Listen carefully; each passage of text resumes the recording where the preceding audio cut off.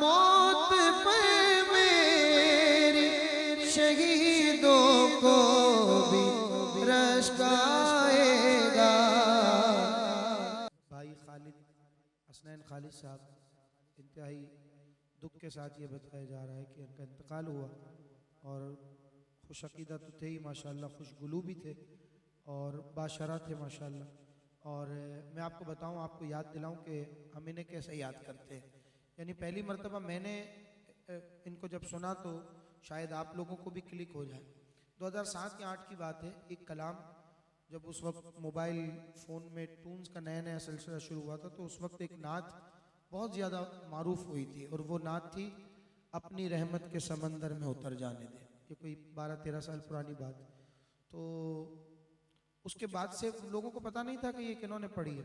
फिर उसके बाद तो कई नात खानों ने इसको पढ़ा भी, लेकिन वो जो असल कलाम सबसे पहले पढ़ा था वो खालिद हसनैन खालिद साहब की आवाज़ में बहुत ज़्यादा मारूफ हुआ था। उसके बाद कई कलाम उनके लोगों के दिलों को छूते रहे।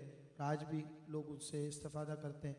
अल्लाह पाक इनके इन कामों को इनके लिए ज़रिए नजात आखिरत बनाए अपनी रहमत के समंदर में। अच्छा, ये कलाम जब क़िबला भाई मरहूम जुल्फ़िकार हुसैनी साहब का विसाल हुआ तो उस वक्त एक 1.5 साल पुरानी बात है, उस वक्त भी बहुत वायरल भी हुआ था और लोगों ने उसको सुना भी था। ख़ासकर ये शेर जहाँ से मैं इब्तिदा कर रहा हूँ कि मौत पर मेरी शहीदों को भी रश्क आएगा। तो जुल्फ़िकार भाई का भी अपना एक अंदाज़ था और वो भी इसको बड़ा खूब पढ़ते थे। लेकिन असल ये जो कलाम था ये भी खालिद हसनैन खालिद साहब का कलाम था और वो भी इसी अंदाज से बड़ा जो है वो रोंगटे खड़े हो जाते थे जब ये शेर पढ़ते थे खालिद हसनैन खालिद साहब। आप नेट पर देखेंगे तो आपको ये मिलेगा कलाम। तो यही वो कलाम, इसका 1-2 शेर इंशाअल्लाह शामिल करके हुज़ूर गौस पाक की मनक़बत।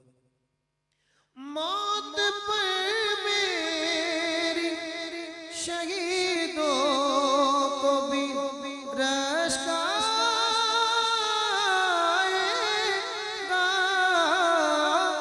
मौत पर मेरी शहीदों को भी रश्क आएगा।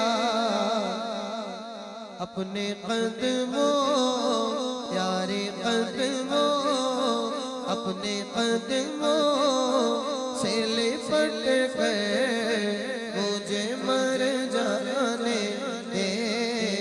अपनी रहमत के समंदर में उतर जाने दे।